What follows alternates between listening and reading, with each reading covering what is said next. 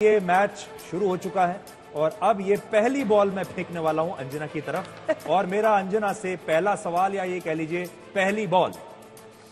तो पहली बॉल जो उन्होंने धीरे से एकदम लूज बॉल डाली है उस पे तो अंजना कहां से आप शुरू करना चाहेंगी? देखिए प्रधानमंत्री कहां पर है?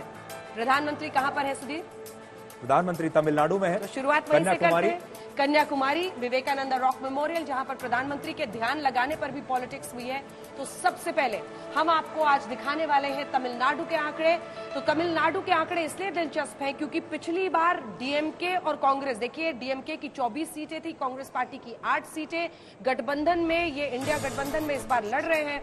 बीजेपी की तरफ से भी पूरी चुनौती है कि क्या वो कर पाएंगे। तमिलनाडु में प्रधानमंत्री नरेंद्र मोदी ने खुद अलग अलग जगहों पर 12 रैलियां, रोड शोज की हैं।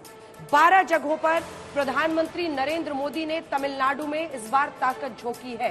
तो सबसे पहले हम आपको आइए दिखा देते हैं जेनेरिक, यानी जो हमारा यहाँ कर सेट है, ये है, ये हमारा जेनेरिक सेट है।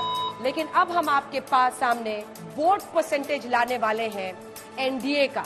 क्या बीजेपी, हालांकि एआईएडीएमके के साथ वो नहीं लड़ रहे हैं इस बार, लेकिन जो एआईएडीएमके पिछली बार एक सीट में सिमट गई थी, अम्मा की पार्टी 37 थी, ये आया पहला वोट, आपका वोट परसेंटेज मैंने एनडीए पर प्रेस कर दिया है और एनडीए को तमिलनाडु में 22% वोट परसेंटेज मिल रहा है, जो कि बीजेपी को के लिए बहुत बड़ी उपलब्धि होगी क्योंकि तमिलनाडु में पिछली बार बीजेपी को 3.62% ही वोट मिले थे। प्रदीप जी जल्दी से 2 लाइन में, 3.62 से 22% पर पहुंचना, क्या ये एक बड़ी उछाल ज्यादा सीटों की तरफ इशारा कर रही है? अंजना जी, मैं आपके दर्शकों को बताना चाहूंगा, पिछले बार बीजेपी ने एआईडीएमके जो वहां की प्रमुख क्षेत्रीय पार्टी है उसके साथ गठबंधन में चुनाव लड़ा था और केवल कम सीटों पे चुनाव लड़ा था। इस बार जो है एआईडीएमके और बीजेपी का गठबंधन नहीं है, एनडीए का हिस्सा नहीं है, अलग अलग लड़ रहे हैं। लेकिन 39 में से बीजेपी ने इस बार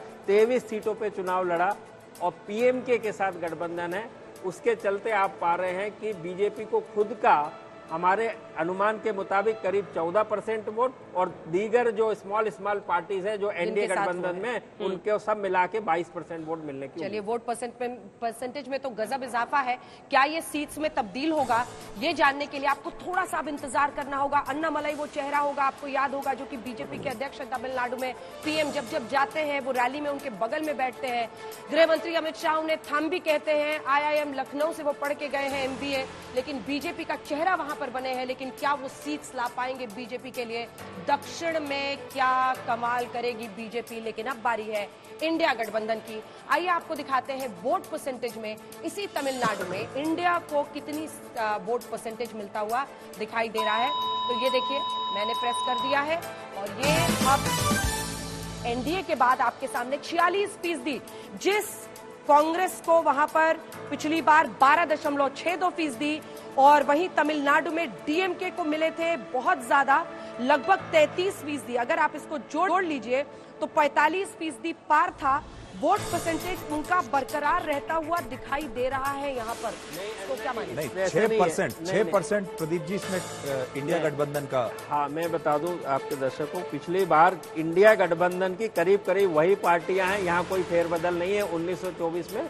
तो इंडिया गठबंधन को पिछली बार करीब 52%, 52% सब मिला के वोट मिले, एग्रीगेट तो मिले थे। अब जो घट के 46% मिलता दिखा, तो 6% का उनको नुकसान हुआ है। तो देखिए, जो 12% का एनडीए को फायदा हुआ है वो 6% तो उन्होंने यहां से निकाल लिया। जी बिल्कुल। और ये बाकी का जो 6% है ये दूसरी पार्टियां, ये हो सकता है एआईएडीएमके का काटा हो। बिल्कुल सही कहा आपने। और यहाँ पे एक नई क्षेत्रीय पार्टी एनटीके, जिसके चीफ है सीमन, वो हर एक लोकसभा और विधानसभा सीट से कुछ ना कुछ वोट रहते हैं। प्रदीप जी, अब थोड़ा सा सीट आ गई है, खत्म करते हैं अपने दर्शकों का, क्योंकि हर कोई सीट अब जानना चाहेगा। तो सबसे पहले बिना वक्त जाए के सीधे चलते हैं और आपको बताते हैं एनडीए को कितनी सीट यहाँ पर आती हुई दिखाई दे रही है।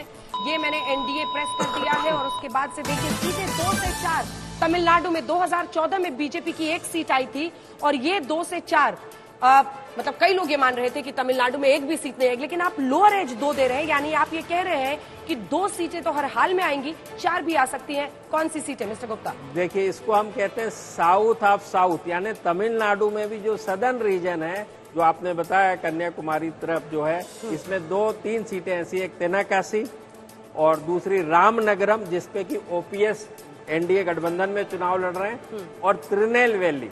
अच्छा, इन 3 सीटों के ऊपर बीजेपी बहुत अच्छा करती हुई दिख रही है। और अन्नामलाई जो बीजेपी के चीफ थे, वो कोयम्बटूर सीट पे अच्छी खासी फाइट में है। अच्छा ठीक है, कोयम्बटूर वाली सीट आपको बताएंगे, क्योंकि अन्नामलाई का वहां से चुनावी मैदान में उतरना उसे वीआईपी सीट बनाता है। लेकिन अब हम आपको स्कोर कार्ड दिखाते हैं कि सीट्स कितने आ रही हैं इंडिया गठबंधन की। तो ये देखिए, इंडिया गठबंधन में हमने प्रेस कर दिया और इंडिया गठबंधन की सीटें कितनी आ रही हैं, 33 से 37 सीटें। ये क्या इशारा कर रहा है? ये साफ इशारा कर रहा है कि अपर एज अगर हम देखें 37, तो ठीक परफॉर्मेंस कहलाएगी।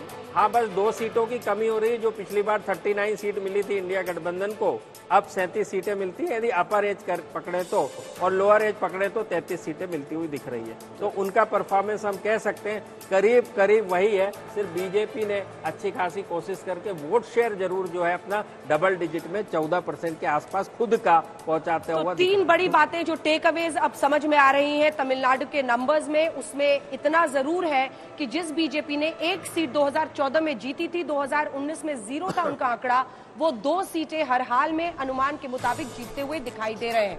वहीं पर इंडिया गठबंधन का नंबर, जहां पर वो 39 थे, उनका अपर एज 37 होता हुआ दिखाई दे रहा है।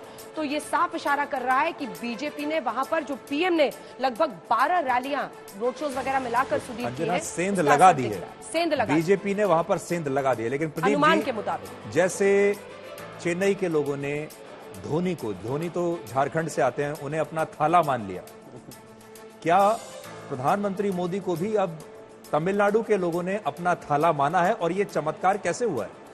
देखिए, चमत्कार तो हर सफलता के पीछे बहुत कड़ी मेहनत और ईमानदारी होती है। ये हमने सबने पहली क्लास में पढ़ा हुआ है, वही यहाँ पर भी है। तो ब्रांड मोदी की क्रेडिबिलिटी तो हमेशा थी ऑल इंडिया में, लेकिन क्रेडिबिलिटी अकेले से नहीं, जो ब्रांड इक्विटी होती है उसको जमीन पे कोई काम करता हुआ नजर आना चाहिए। जो अन्नामलाई जो बीजेपी ने डिक्लेयर किया, उनको अपना चीफ बीजेपी पार्टी का प्रदेश प्रमुख, उनकी मेहनत का बहुत बड़ा श्रेय है। और मोदी जी के तो इस बार तमिलनाडु में मोदी जी के बाद जो हीरो हैं वो अन्नामलाई है, बिल्कुल कह सकते हैं अन्नामलाई है।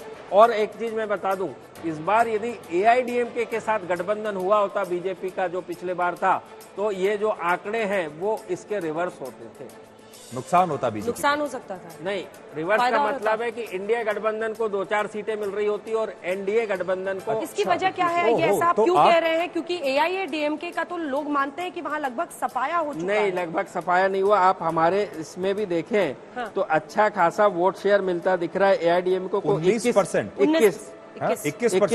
वोट शेयर मिलता हुआ दिख रहा है, और ये 22। तो कहने का मतलब अगर ये 22 और 21 मिल जाता, डिवीजन जिसको हम कहते हैं शार्प डिवीजन हो गया, और यदि एनटीके भी मिल जाते तो ये 50 के ऊपर। तो प्रदीप जी, बीजेपी से ये एक बहुत बड़ी, आप कहेंगे कि गलती हुई है, चूक हुई है, एआईएडीएमके के पोटेंशियल को समझ नहीं पाए? नहीं, लास्ट तक नेगोशिएशन चल रहे थे, हमने सबने देखा है।